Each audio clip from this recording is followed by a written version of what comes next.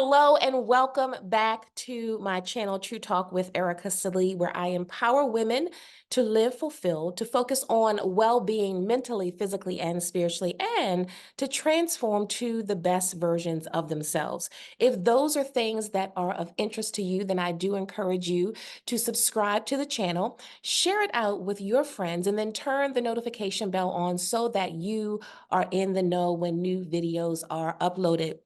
So if this is the first time that you have stumbled on this channel, then let me take a moment to personally greet you and thank you for landing here. As a speaker, Amazon #1 best-selling author, and transformation success coach, I help women to figure out what stands in the way when they decide that they want to go after a dream or a goal, or just trying to manage everyday life with all the things coming at us.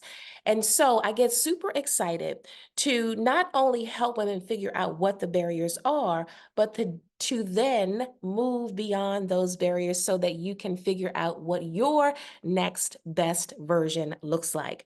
And so I was preparing for the day, and I wanted to share this because a lot of times we are moving constantly. If you have been on my channel before, if you've seen me posting things on my other social media platforms, you know that one of the most important things that I talk about is exactly what this hat says right here. Of all the hats we wear, this one is for self-care. Now, this one being that whenever we take the time to invest in ourselves, to nurture ourselves, it is absolutely crucial and valuable time. And so I also believe that when we do nurture ourselves, when we do carve out intentional time for self-care, that it then helps us to move into whatever else we want to do. So whatever goals, whatever dreams, whatever desires you have to create what is best for you, we can do that from a better place when we honor ourselves, when we take care of ourselves. And so I just want to make sure that before I go any further, if you're thinking about something that you want to do and you realize, oh, but wait, I'm not rested. I haven't really taken the time to sit still. There is a connection. So you may want to rethink how you're giving yourself that time. The other thing that I want to mention before I share this technique that I think is so simple and so valuable is that here in this space, the true talk is two perspectives, or comes from two perspectives. One is that we oftentimes have these negative thoughts that go through our head, telling us that we can't do something, that we're not enough, that we'll never make it, or we'll never be able to do or accomplish. And that's the thing that we sometimes hold on to. But what I like to share in this conversation on this platform is that the other side, the true talk, is how we can quiet that noise, quiet the negative noise, and rethink how we approach things from a positive perspective. So if you are at this moment having that true talk in your head saying, oh God, there's no way that I can carve out time for myself. There's absolutely no way. I don't have the time. I don't have all the things that we sometimes tell ourselves. Well, I want to be the first to remind you on this moment right here that you absolutely do. And here's one of the techniques that is so simple. It's called grounding. Now, grounding can be practiced in two different ways. Number one, you can actually go outside, take your shoes and your socks off, and like plant your feet in the grass, and connecting you with that, the earth, and kind of allowing you to just feel nature and be appreciative of nature, because sometimes we take it for granted that when we walk outside, or when there's grass, or when there's dirt, that, oh, there it is. But it's a part of the creation that we are blessed to be a part of. So that's one way to look at grounding. The second way is to invoke your senses. And by invoking your senses, here's how that will sound, or how it will look. There's two senses right there. But anyway, when you do the grounding exercise, you're thinking about five things, or you're acknowledging five things that you can see, four things that you can hear, three things that you can touch, two things that you can smell, and one thing that you can taste. Okay, so let me say it again just in case you missed it. So, 5 things that you can see. So, right now, I am in my family room, and what I can see are a number of different things. I can see pictures on the wall, I can see the couch that's in front of me, I can see the kitchen off in the distance. I can also see the floor of the foyer to my right, which would be your left. And then I can also see a basket with my workout things in it, a yoga mat, a foam roller, and some weights. And so those are the 5 things that I can see. 4 things that I can hear. Now, this is where the challenge sometimes comes in. So I'm just going to be quiet for a minute, and I'm just going to observe things that I hear, and I'll share with you what that is.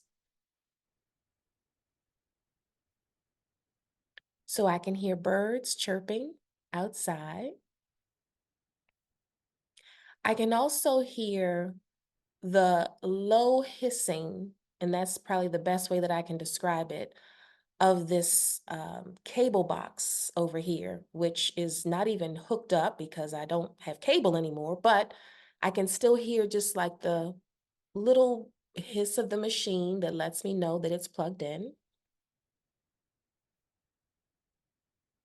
I can also hear the settling of my washing machine because I have something in the machine and it's in its last cycle.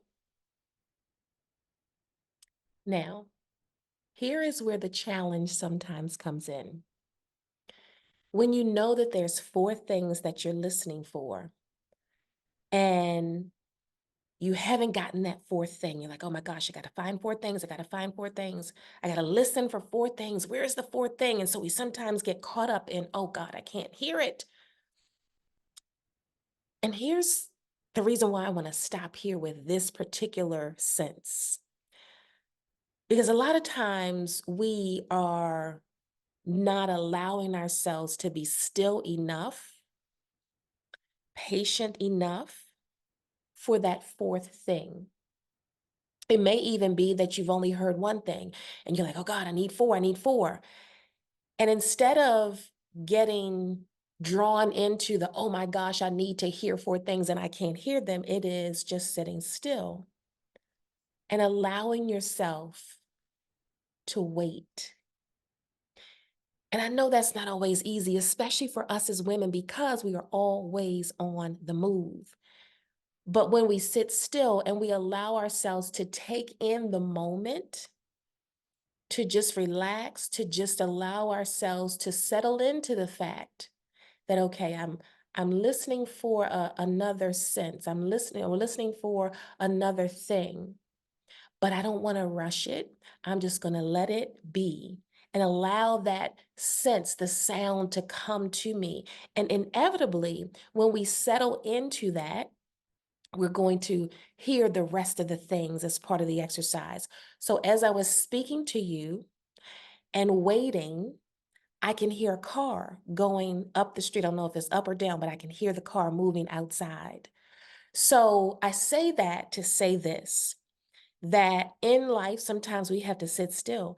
Sometimes we have to just allow the things around us to be and allow ourselves to be part of the things. And it doesn't always mean that we have to be moving in it. Sometimes it's the stillness that allows us to not just be present to the moment, but to just be aware of who we are in the circle of life and what's happening around us. So those were 4 things that I could hear. So 3 things that I can touch. I'm just rubbing my hands on the carpet. And the touching part is actually connecting with texture and feel. Is it cold? Is it hot? Is it rough? Is it smooth? I can actually touch this leather ottoman that is in front of me.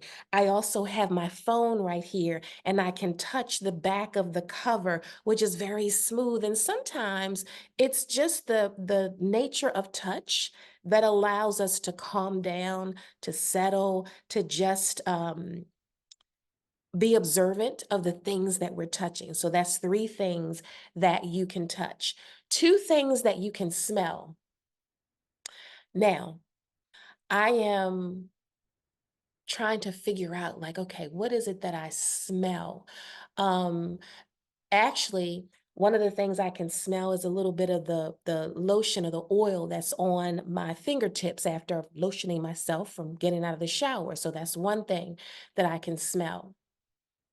The other thing that I can smell very faintly, but yesterday I sprayed some Febreze on the couch in my family room, in my sunroom, and I can still smell like little subtle hints of that fragrance. So that's two things that I can smell.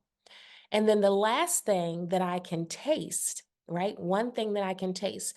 I actually just took um, a drink of this lemon olive oil drink that I enjoy in the morning. So I can still taste some of the lemon in my mouth. So I like to do this exercise because it just helps me to just stop for a moment, especially in the hustle and bustle of the day. Like if you travel to work, or if you work from home, if you're doing laundry, you're cooking dinner, you're doing all the things for your family, you got to meet up with your friend, like all the things that we as women have to manage. The grounding exercise just allows us to stop and be present. And we can always go to this exercise. It doesn't cost us anything. We don't have to ask anybody for permission to do it. We don't have to even spend a whole lot of time. The only time that I would say to spend is being patient when you are identifying the things as part of your senses. And most of the time, what I find is that the one area of the senses that becomes a challenge is what we can hear. And that's why I stopped earlier to kind of navigate through that, because that's the place when we're trying to rush it along and it might be quiet. And you really have to get in tuned with yourself to be able to hear four things. And I know that can not always be easy for us, but it's a great practice to get in the habit of doing. And once you do it, then you kind of settle into it a little bit more. The more you do it, the more you recognize, okay, this is the one area of the five senses that I might need to be a little bit more patient in. And it translates into how we can be patient in other areas and still patient and still in other areas of our lives. So with that being said, I just want to encourage you again to, yes, subscribe to the channel.